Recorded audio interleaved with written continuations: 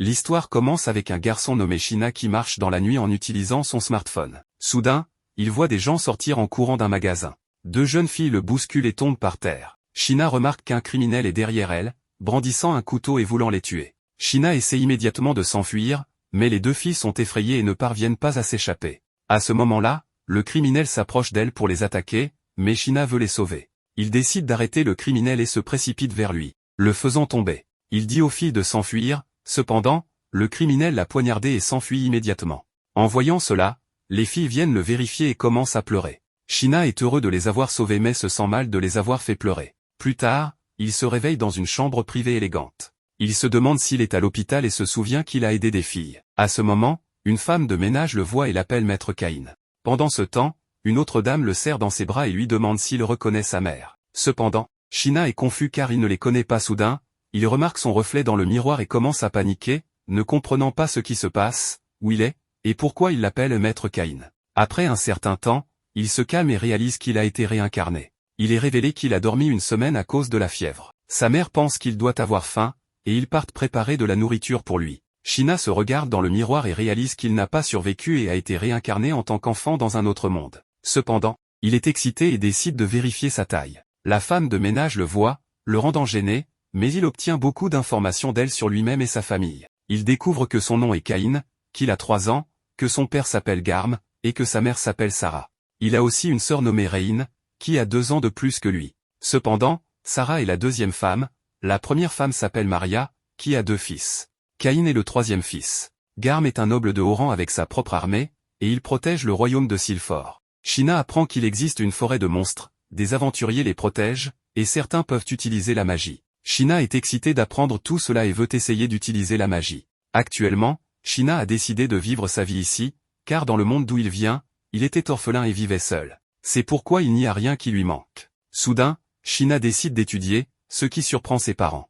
Mais son père Garm précise qu'il ne peut pas lui laisser son domaine, donc il doit réussir par lui-même dans la vie. Shina décide alors de lire des livres sur la magie dans l'histoire du royaume, car il est plus intéressé par la magie. Cependant, sa sœur Reine explique qu'il n'est pas encore prêt car il doit aussi être baptisé comme elle et attendre d'avoir 5 ans. Personne ne croit qu'il peut utiliser la magie, mais Shina commence à s'entraîner seul. Un jour, sa sœur le surprend presque en train de faire de la magie, mais heureusement qu'elle n'a rien vu. Reine commence à lui enseigner les 300 ans d'histoire du royaume de Sylphor et comment son premier roi a commencé en tant qu'aventurier avant de construire le royaume. 2 ans passent et enfin vient le moment de sa cérémonie de baptême. Maintenant, il a 5 ans, et ses parents et sa sœur sont très heureux car il a l'air si mignon. Aujourd'hui, il voit le monde extérieur pour la première fois, et c'est le monde alternatif dont il rêvait dans sa vie passée, avec des bâtiments anciens, des soldats, des monstres et même de la magie. Pendant ce temps, il demande à sa sœur à quoi cela ressemble d'être doté de la magie de statue. Reine ouvre ensuite son statut pour lui montrer. Il regarde et voit ses niveaux de magie,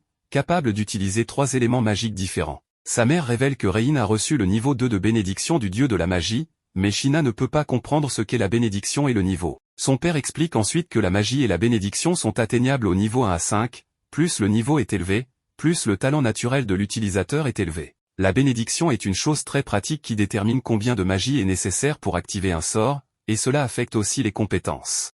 Bientôt, ils atteignent le temple dédié au culte des 7 dieux piliers. Shina est excité pour sa cérémonie de baptême, et sa sœur espère qu'il recevra beaucoup de bénédictions et de magie des dieux. Dès le début de la cérémonie de baptême, ils entendent quelqu'un rire. Les statues commencent à briller, et ils sont émerveillés de voir cela. Shina ouvre alors les yeux et se trouve dans le monde des dieux, où résident les 7 dieux. Les 7 dieux apparaissent devant lui, qui ont attendu longtemps pour ce jour. Il l'appelle par son ancien nom, et il est surpris que les dieux eux-mêmes se présentent pour un baptême. Il se présente un par un et révèle que sa mort était inattendue. Il protégeait 2 jeunes filles du criminel, mais le criminel allait trébucher et tomber, et être arrêté, donc il n'était même pas nécessaire. Cependant, il est mort en faisant une bonne action, c'est pourquoi le dieu de la terre a demandé de le réincarner dans ce monde. Ils ont essayé de bloquer ses souvenirs pour lui éviter de se rappeler des moments traumatisants tels que l'allaitement et le changement de couche, mais pour une raison quelconque, il s'en souvenait à l'âge de 3 ans. Sachant cela, Cain dit qu'ils n'ont pas besoin de s'excuser, car puisque ses souvenirs sont revenus si rapidement, il a pu apprendre à écrire et à utiliser la magie, et surtout, il vit avec ses parents et sa sœur. Il les remercie de lui avoir laissé ses souvenirs. Maintenant, chaque dieu lui accorde leur bénédiction, magie et compétences. Ils promettent également de le revoir. Cain ouvre les yeux, et son père lui demande s'il peut leur montrer son statut. Cependant, Cain a un mauvais pressentiment à ce sujet, alors il fait semblant d'avoir mal au ventre et s'enfuit de là. Il ouvre sa fenêtre de statue et est surpris de voir cela, car il a toutes sortes de magie et de bénédictions au niveau 10. Il se demande ce que diable font ces dieux, car on lui a dit que le niveau 5 est le plus élevé. Maintenant, Caïn décide de le cacher, car il ne peut pas laisser quelqu'un le voir. À ce moment-là, il découvre que le Dieu de la création lui a donné un sort de dissimulation de statue. Le remerciant pour cela, il cache ses vrais niveaux de magie. Pendant le dîner, tout le monde célèbre le 5e anniversaire de Caïn. Son père lui demande ensuite s'il a pu vérifier son statut et lui dit de le montrer. Lorsque Caïn ouvre son statut magique, tout le monde est émerveillé, car il a la protection non seulement du Dieu de la création, mais aussi des 6 autres dieux. Cependant, Caïn a oublié de corriger son pouvoir magique, qui était de plus de 344 000. Son père dit que même les mages du palais n'ont qu'environ 10 000, mais il n'a que 5 ans et possède même l'inventaire et l'expertise aussi. Ainsi, Caïn peut obtenir un succès garanti dans n'importe quoi. Cependant, Réine est très heureuse de le voir, mais son père lui interdit de montrer ce statut à quelqu'un d'autre car c'est très prometteur, mais cela pourrait aussi être perçu comme une menace pour le royaume. Il interdit également à tout le monde d'en parler. Après un certain temps, Caïn vient dans sa chambre et trouve un livre sur la magie d'invocation. Il se demande s'il pourra invoquer des animaux moelleux, car c'est son rêve. Il sort avec ce livre et commence un rituel d'invocation. Il voulait invoquer un animal moelleux, mais étonnamment, c'est un monstre, et Caïn s'inquiète en le voyant. Pendant ce temps, Réine et Parma sont également là. Le monstre veut les tuer, mais Caïn se met devant eux pour les protéger. Il se souvient de comment il avait protégé 2 jeunes filles dans sa vie précédente, alors il saute à nouveau pour tuer le monstre en utilisant sa magie. Cependant, le monstre le frappe fort et le repousse, mais Caïn veut protéger Réine et Parma à tout prix, d'une manière ou d'une autre. Il parvient à lancer son sort d'invocation et renvoie le monstre d'où il vient. Caïn tombe au sol, et sa sœur Réine pleure en le voyant. Caïn pense qu'il a encore fait pleurer des gens et se demande s'il va mourir à nouveau. Cependant, il se rend compte qu'il est en vie, et Réine et Parma, en tant que fille-chat, le serrent. Réine pense qu'il est blessé et décide d'appeler son père, mais Caïn dit qu'il va bien et s'excuse de l'avoir effrayé. Mais Réine est heureuse de le voir en vie. Caïn pense qu'il a fait pleurer ses filles cette fois-ci, mais dans ce monde, il peut aider les gens. Pendant le banquet, Caïn se présente à tout le monde, révélant qu'il veut aller dans toutes sortes d'endroits différents et surtout, il veut protéger tout leur sourire en devenant aventurier. En observant son enthousiasme, son père a décidé d'engager un tuteur pour lui enseigner. Lorsque Caïn l'apprend, il est aussi excité et la bonne le félicite pour cela. Pendant qu'il est allongé sur son lit, absorbé à imaginer qui pourrait être son maître, peut-être un orque ou une sorcière. C'est alors que la bonne l'informe de l'arrivée de ses tuteurs. Il est tellement excité qu'il utilise la magie de téléportation depuis la fenêtre de sa chambre. N'ayant aucune maîtrise, il tombe sur la poitrine de Millie, la considérant comme un enfant. Nina suppose qu'il a sauté sur elle pour se faire allaiter. C'est maintenant le moment de la gêne pour Caïn. Il se présente à ses professeurs, Millie et Nina. Dans son imagination, il pense à l'attaque soudaine du vaurien qui a causé sa réincarnation, ainsi qu'aux dieux qui lui ont accordé une protection de niveau 10 pour débarquer dans ce monde. Personne n'imagine sa puissance car il cache son statut à tout le monde. Sachant qu'il est de noble famille, Millie se montre très formelle et hésitante face à eux. Elle donne sa propre introduction. Qu'elle est une aventurière de randée. Après cela, elle dit à Nina de se présenter. Comparée à Millie, Nina semble calme, elle dit donc simplement son nom. Millie pense qu'il est inapproprié d'être impoli devant le noble. Le chapeau de Nina a été enlevé et Caïn sait qu'elle est une elfe, mais il leur dit d'être détendus et que son père les a aussi assignés pour lui enseigner l'escrime et la magie pendant les 3 prochaines années. Sans perdre une minute, elle commence à l'entraîner. Afin de vérifier ses capacités, Millie lui dit de balancer son épée comme elle le lui ordonne. Il balance l'épée comme un professionnel. En observant ses mouvements, personne ne peut croire qu'il a 5 ans. Même Nina partage sa perception que Caïn lui est supérieur en escrime. Millie est choquée et a décidé de faire un test factice avec des épées en bois. Elles sont déconcertées quand Caïn leur dit qu'il est récemment passé par le processus de baptême. Il commence à se battre. Chose étonnante, il esquive facilement toutes les attaques de Millie. En observant sa compétence, Nina s'enquiert de son statut pendant son combat avec Millie. Il répond que son père ne l'autorise pas à le révéler à des étrangers. Comme Millie s'est épuisée du combat d'épée avec lui, elle l'a remis entre les mains de Nina pour apprendre la magie. Comparé à Millie, Caïn semble frais, comme si le combat à l'épée était pour lui un jeu d'enfant. Nina a décidé de lui enseigner les bases, mais Caïn lui dit qu'il les connaît déjà grâce au livre, et qu'il a aussi pratiqué. Il leur montre une boule d'eau, une boule de feu, et une balle fusante qui font des trous dans le mur. Nina et Millie sont choqués qu'il ait utilisé de la magie sans enchantement juste avec des livres. Cela révèle qu'il est un génie. En plus de cela, Nina et Millie sont choqués pour de nombreuses raisons. Même la classe S est incapable de faire cela. Cette magie ne peut être obtenue qu'avec un entraînement intense, mais la maîtrise d'un enfant de 5 ans est impossible. Maintenant elle pense qu'il n'y a rien qu'elles peuvent lui apprendre. Puis il leur montre une serviette et fait apparaître une boîte d'objets, ce qui les choque encore plus. Alors qu'elle pense qu'il n'y a plus rien qui peut les surprendre, il apparaît avec une nouvelle surprise. Après cela, il leur demande de l'emmener à l'extérieur du manoir, car ils ne peuvent pas s'entraîner ici. Les tutrices pensent aussi que c'est une bonne idée, elles acceptent donc de demander la permission à son père. Cain est heureux car c'est la deuxième fois qu'il sort du manoir. Quand elle demande à son père, Garm pense que ce n'est pas sûr d'envoyer son fils dehors. Les tutrices ne peuvent pas lui enseigner au manoir car il a dépassé le niveau débutant. Elles doivent lui donner un entraînement de niveau intermédiaire. Si Cain commence à s'entraîner là, il peut faire exploser le manoir. En entendant cela, la mère de Cain sourit, mais Garm est déconcerté car il est allé si loin en un seul jour d'entraînement. Son père sait que son fils est extraordinaire, mais la surprise du premier jour est choquante pour lui. Maintenant son père a réalisé cela et leur a donné la permission avec quelques restrictions. Cain n'est pas autorisé à aller loin ni à violer les conditions imposées par son père. Quand il s'éloigne des limites du manoir, Nina prend la responsabilité de lui enseigner la magie. Elle lui dit d'exécuter la magie intermédiaire. Dans un excès d'enthousiasme, Cain utilise la magie de feu qui non seulement fait exploser le sol mais crée aussi une vague de feu fracassante qui brise un énorme rocher. Encore une fois, ses tutrices sont choquées car ce niveau de magie est bien au-delà de l'intermédiaire. Elles pensent aussi qu'il devrait être épuisé car une telle puissance a été consommée dans cette magie. Mais Cain se sent rafraîchi, comme s'il n'avait pas encore fait de magie difficile. Cela révèle qu'il a une endurance illimitée pour faire de la magie. Ce gamin de 5 ans leur en met plein la vue. Puis elles ressentent le danger dans les environs et deviennent prudentes. Les lapins tueurs s'en prennent aux humains, donc les tutrices se préparent à affronter cette bête. Mais le lapin tueur les contourne en leur sautant dessus pour atteindre Cain. Surchargé de puissance, Cain esquive son attaque et le tue d'une seule bulle d'air. C'est la première proie de Cain, il veut donc la montrer à sa mère et sa sœur. Il la garde dans sa boîte à objets.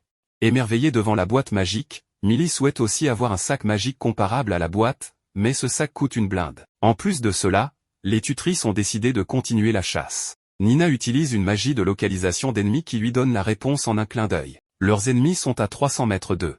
Maintenant, c'est au tour de Cain d'être curieux, car il veut apprendre le sortilège pour localiser les monstres. En réalisant ces techniques magiques, il essaie d'exécuter cette magie. Quand il crée la fine couche pour chercher le monstre, non seulement il les localise, mais il peut aussi dire leur nombre. Nina le regarde bouche bée, car peu sont capables de faire cela, et certainement pas en un jour. Elle réalise maintenant que ce n'est pas un enfant ordinaire. Ravi, il se dirige vers les lapins tueurs qui sont en grand nombre. Cain anéantit le premier avec son élément de feu. Nina en tue aussi un avec sa baguette magique, et Millie élimine un lapin tueur d'un coup d'épée. Alors que Cain s'apprête à s'occuper du dernier, celui-ci part vers la forêt dangereuse. Cain se dirige aussi vers la forêt pour le combattre, mais les tutrices ne le permettent pas, car elle abrite des monstres dangereux que même les aventuriers compétents sont incapables de vaincre. Une fois par décennie, ils sortent de cette forêt et les attaquent. C'est pourquoi le mur d'enceinte de la ville est assez solide pour empêcher les monstres de le franchir. Ils encouragent aussi Cain à devenir assez puissant pour vaincre ces monstres. Quand il rentre chez lui, il vérifie son statut et est choqué car son statut a dépassé le niveau 8. En tuant quelques lapins tueurs, il atteint le niveau 8, c'est étonnant. En explorant davantage, il a compris pourquoi. Cain a tout au niveau 10, que ce soit les éléments feu, eau et terre qui sont tous au niveau 10. En atteignant ce niveau, tout ce qu'il fait aura une réponse plus de 100 fois supérieure. Comprenant cela, il se met à maudire les dieux car ils lui ont infligé un gros problème. Si les États apprennent son pouvoir, ils le tueront car il peut devenir un problème pour eux.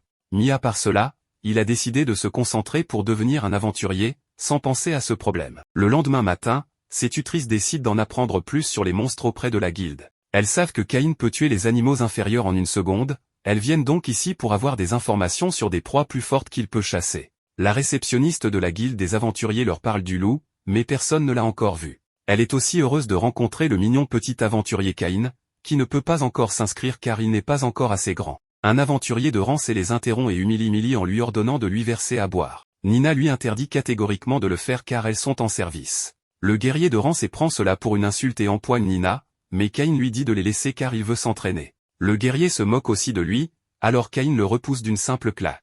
Le guerrier se relève et l'attaque à nouveau, mais Cain esquive son attaque à la vitesse de l'éclair et lui donne une leçon avec ses petites mains et pieds. C'est humiliant pour un guerrier de rang d'être battu par un enfant de 5 ans, il saisit donc son épée. Le guerrier de rang attaque Cain en balançant son épée, mais Cain esquive à la vitesse de l'éclair et retient l'épée entre ses doigts avant de le jeter hors de la guilde. Cain donne aussi un avertissement aux guerriers qui ont saisi Millie, mais ils se montrent têtus et menacent de la tuer avec un poignard. Ils ne savent pas à qui ils ont affaire. Pour leur donner une leçon, il bondit sur eux et les jette à son maître, submergé par ses émotions. Nina le prend dans ses bras et promet de protéger Cain lorsque le danger surgit. Après cela, ils s'entraînent dur et profitent d'un repas alléchant. Au bout de 3 ans, sa bonne entre dans sa chambre pour lui apporter une veste propre.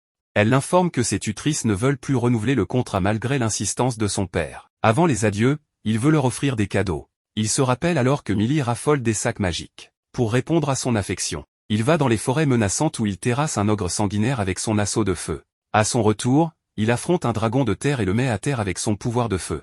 D'un autre côté, un guerrier voyant l'explosion pense que le monstre s'est échappé. Cain doit retourner en ville par magie de téléportation. Le guerrier prévient tout le monde et il court pour faire face au monstre. Une atmosphère intense règne dans la ville, alors que les habitants prient. Quand son père arrive à l'endroit indiqué par l'armée, il ne trouve qu'un cratère et un mouchoir. Son père est choqué car cela révèle que le monstre n'a pas attaqué et que c'est Cain qui a fait cela. Le jour suivant, Cain tue une meute de loups d'une seule bulle d'air. De leur côté, les tutrices sont aussi tristes car elles vont être séparées de lui. Cain leur offre alors les cadeaux faits par ses soins en guise de gratitude des sacs magiques fabriqués avec l'ogre sanguinaire et le dragon de terre. Quand les tutrices l'apprennent, leur bouche s'ouvre en grand car ces monstres sont invincibles même par les meilleurs aventuriers. Après cela, un autre choc les attend, ces sacs magiques peuvent contenir un manoir entier. En l'entendant, elles sont abasourdies car ces objets devraient être des trésors nationaux. Millie dit que ce sac est beaucoup plus puissant car celui qu'elle voulait acheter peut à peine contenir une calèche. Étant donné la valeur inestimable de ces sacs, les filles pensent que les gens voudront les leur voler mais Cain les rassure disant qu'il a ensorcelé le sac pour être aussi lourd que les objets qu'ils contiennent, une fois qu'ils sont volés. Maintenant les tutrices réalisent que ces sacs sont bien meilleurs que des trésors nationaux. Cependant, elles savent que Cain est un génie donc elles ne lui ont rien appris. Cain leur témoigne néanmoins du respect en tant que professeur et a beaucoup appris. Les tutrices l'embrassent sur les joues, le faisant rougir, et lui disent qu'il peut faire appel à elles quand il veut et elles sont prêtes à aider si nécessaire. Des années plus tard, ils l'ont envoyé à la capitale pour sa présentation publique. Apparemment, c'est un événement auquel chaque fils de noble doit assister. Maintenant, il a 10 ans. Sa sœur Reine veut vraiment vivre avec lui dans la capitale et lui dit de passer l'examen d'entrée pour fréquenter l'école. Son père lui explique que cela se fait à partir de l'âge de 12 ans, donc il lui reste encore 2 ans. Sa sœur, excitée de commencer l'école, elle dit qu'elle sera la meilleure à tous les examens. Comme sa sœur est l'aînée, elle doit travailler dur. Son père lui dit que cela leur prendra environ une semaine pour atteindre la capitale, s'il ne rencontre pas de monstres. Cain pense qu'il devrait rester plus vigilant, alors il utilise un sort de recherche et découvre qu'il y a un combat à 3 km de là. Son père est surpris que le sort de Cain aille si loin.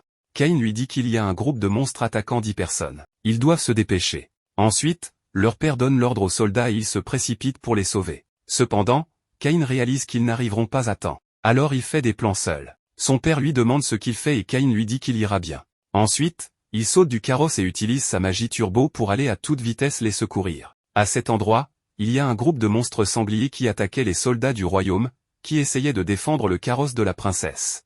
Ce monstre l'attaque, mais Cain apparaît simplement puis l'élimine. On lui dit qu'un enfant ne devrait pas être là, mais il continue d'avancer. Avec sa magie, il s'envole dans les airs et les monstres prennent les soldats pour cible. Il descend alors à la surface et tire rapidement son épée, avec laquelle il élimine 2 d'entre eux. Maintenant, il n'en reste qu'un. Cain esquive l'attaque du monstre et contre-attaque avec du feu pour faire disparaître le monstre. Ensuite, il demande si les soldats vont bien, mais ils ne veulent pas qu'il s'approche du carrosse. Dans ce cas, il se présente. Il est le 3e fils de Garm von Silfor Gracia. Son nom est Cain. Cela le laisse surpris et les soldats de son père arrivent pour les aider, seulement pour découvrir que les monstres ont déjà été vaincus. Ces soldats tombent en douleur. À quoi Cain s'approche pour les aider. Il va les sauver avec sa magie curative et utilise un sort avec lequel il soigne tous les soldats qui étaient à terre. Cain leur dit de se reposer et de manger des aliments favorisant la production de sang, car il ne peut pas leur rendre le sang perdu. Malheureusement, il ne peut pas ramener à la vie ceux qui sont morts, mais il sauve leur corps pour plus tard. À ce moment-là, son père arrive et est surpris par une telle scène. Ici, il reconnaît le bouclier que le carrosse porte et dit que c'est la maison du duc Santana. La porte s'ouvre. 2 filles sortent. Ce sont la princesse Telestia et Miss Zik. Son père est ravi qu'elle soit en sécurité, mais Cain est surpris qu'elle soit devant la princesse et la fille du duc.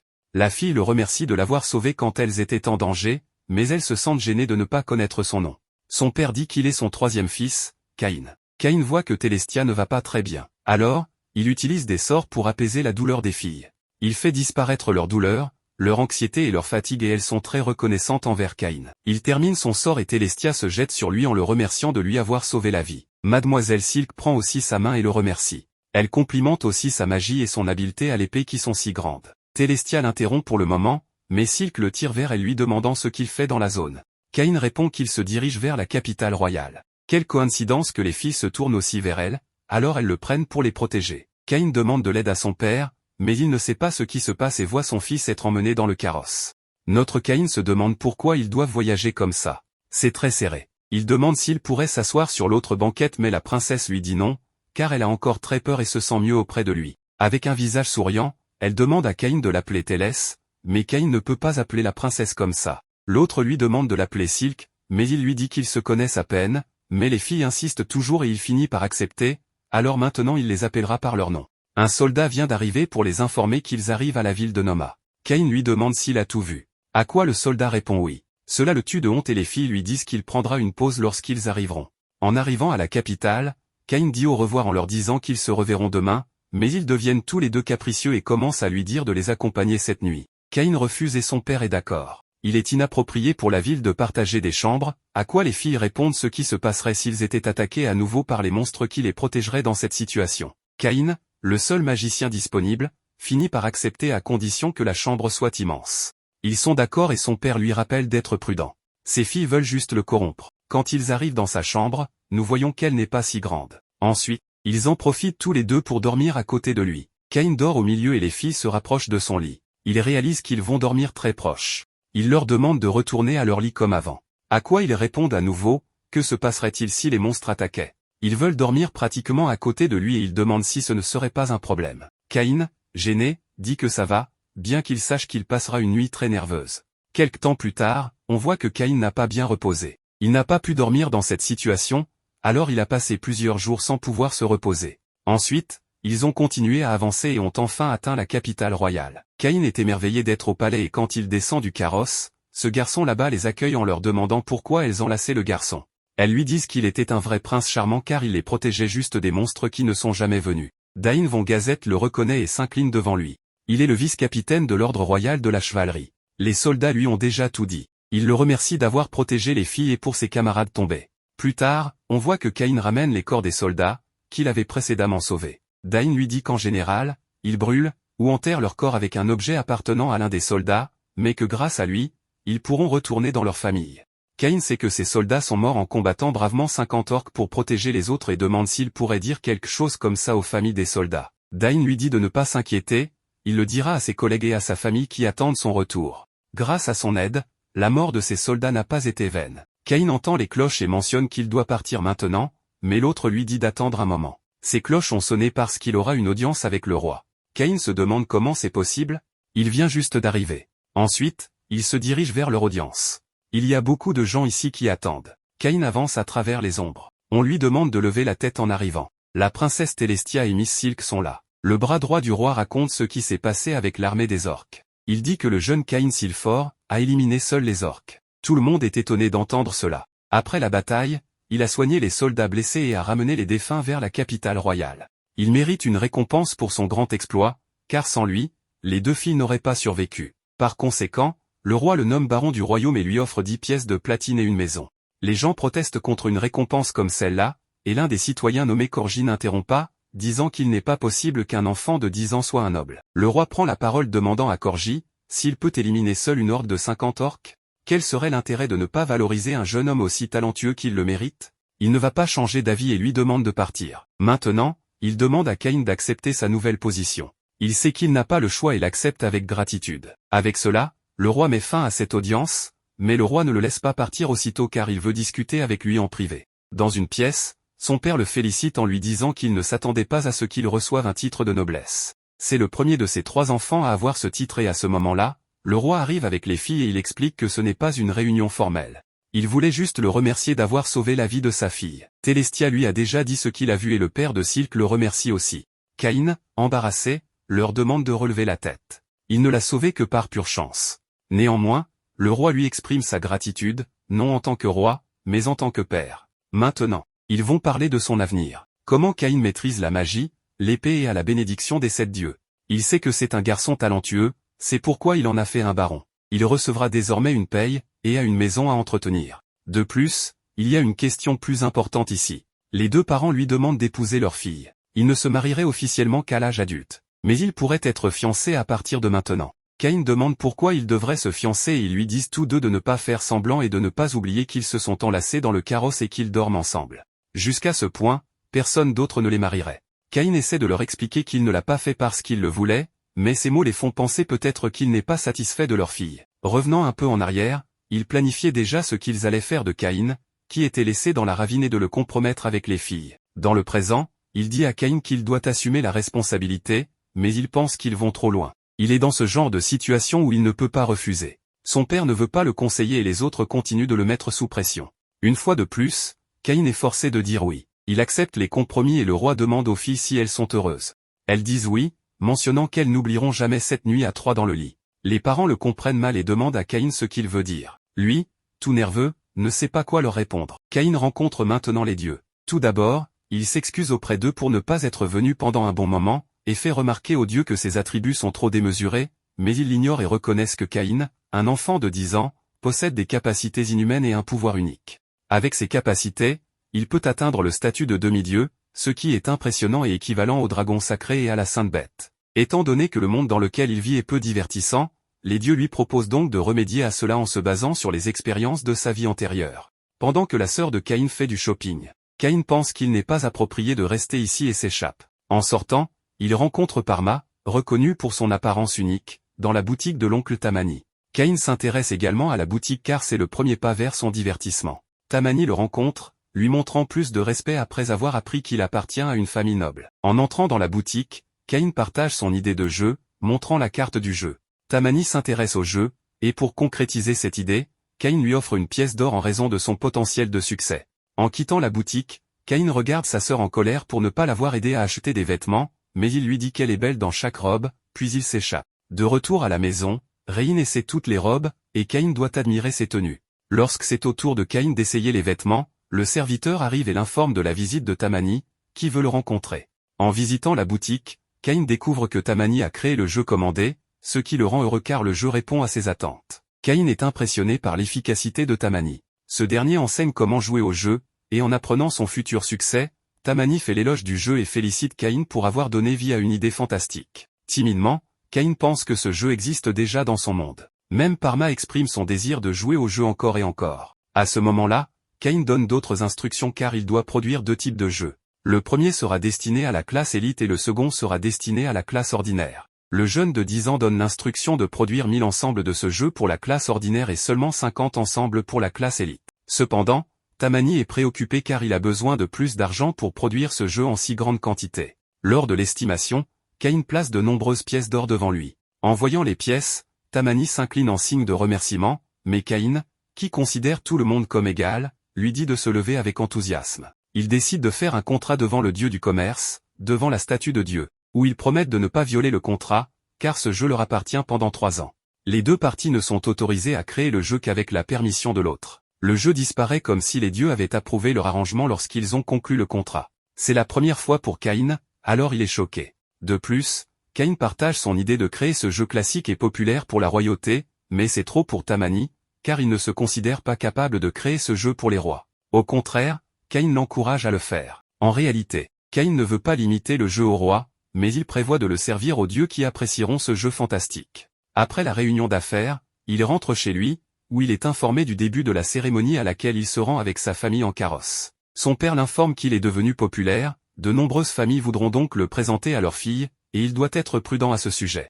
C'est pourquoi Caïn décide de sortir de ce problème. Son père est étonné de le voir car il n'a que 10 ans, mais il est brillant. En arrivant à la cérémonie, il devient nerveux, mais son père lui dit de se calmer car il en est capable. En entrant dans la cérémonie, il regarde les nombreux invités et ignore les objections de Corgino. Il rencontre ensuite Eric, mais il n'est pas seul, sa belle-fille est également avec lui dans une robe remarquable. C'est la première fois qu'ils se rencontrent en public, c'est pourquoi les 2 parties se présentent officiellement. Eric le félicite d'avoir sauvé sa fille. Et Caïn est terrifié en voyant son sourire inhabituel. Ici, Caïn montre son langage flatteur et fait l'éloge de Silk, affirmant qu'elle l'inspire énormément. Silk est tellement heureuse que Eric devienne furieux contre lui car il ne semble pas avoir 10 ans, selon son âge. Son père le sauve de cette situation gênante en expliquant que Rein le force toujours à la complimenter pour la satisfaire. Caïn a appris ces mots qui la font planer dans le ciel, donc ce n'est pas sa faute. Eric comprend tout à coup. C'est alors que le roi arrive avec sa grandeur et Télestia est également avec lui. Le roi les accueille chaleureusement et espère que ces personnes qui ont atteint l'âge de 10 ans joueront un rôle significatif dans l'avancement du royaume. En regardant Télestia, il est choqué par sa beauté envoûtante dans cette robe époustouflante, elle ressemble à une déesse. Les familles se dirigent maintenant vers le roi pour se présenter. Maintenant, c'est au tour de Caïn, qui s'incline magnifiquement devant le roi. Caïn fait l'éloge de Télestia et la compare à une déesse. Lorsqu'elle entend que Caïn l'a appelée déesse, elle commence à rougir, inspirée par Caïn. Cependant, le roi a des objections à son égard, car ses actions et son langage flatteur ne correspondent pas à son âge. Caïn montre au roi son jeu pour détourner son attention. Le roi lui donne la permission de lui montrer le fantastique jeu, l'Othello, et veut en savoir plus.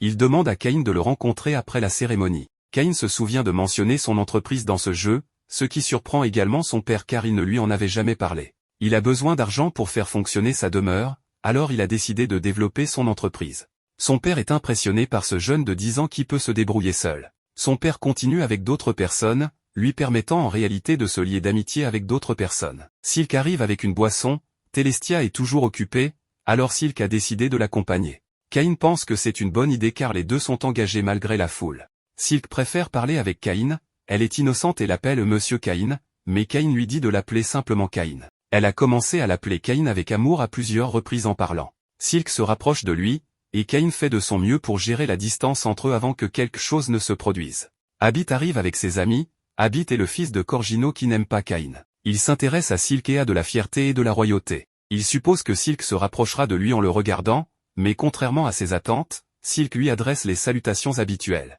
Caïn est choqué de voir Silk changer soudainement. Abit est contrarié car Caïn doit s'écarter lorsqu'il parle avec Silk. Même ses compagnons demandent la même chose. Ensuite l'un des compagnons demande à Caïn de saluer Abit. C'est alors que Caïn se présente, mais ils ont mal compris qu'il est le fils du baron. En supposant qu'il est le fils du baron, il exige des excuses pour son action. Caïn n'est pas prêt à laisser tomber le sujet et dit à Abit de s'excuser. Abit s'énerve contre Caïn qui refuse de s'excuser. Abit pense que Caïn est un noble miséreux. Pour ce faire, Abit défie en combat Caïn alors qu'il ne sait même pas à qui il a affaire. Caïn pense à ce qui a rendu cette affaire si importante. Cependant, ils sortent et sont prêts à se battre. En entendant leur dialogue, Silk a peur, elle se rapproche de lui et Caïn maintient la distance entre eux. Abit dit à Silk d'arrêter de flirter et de se concentrer sur le combat. Son compagnon commence à effectuer la magie en lisant dans le livre avec ses mouvements. Plein de confiance, il est censé être un grand magicien. Avec sa magie, des nuages noirs apparaissent, et il attaque Caïn en créant une boule de feu. Cette boule de feu est si petite que Caïn l'évite en bougeant la tête. Même Silk, assez effrayé à en mourir, la considère comme insignifiante. Après cela, la personne suivante vient devant Caïn et veut lui montrer une magie de lumière. Il fait la même chose que ses camarades font avec ces mêmes nuages magiques qui apparaissent et la foudre tombe, tout en se transformant en balles de pierre vers Caïn, mais ces balles sont aussi minuscules. Alors qu'il va faire une autre tentative de danse, Silk lui interdit de le faire maintenant. Elle leur donne la bonne introduction de Caïn, disant qu'il n'est pas le fils du baron mais qu'il est le baron qui les a sauvés d'une bande d'orques. En entendant cela, ils sont surpris et ont réalisé leur erreur. Ils l'ont écouté mais ne savent rien de lui. Après avoir appris cela, ils ne peuvent plus continuer leur petit sketch, donc ils s'excusent de s'être mal comportés avec lui et partent de là.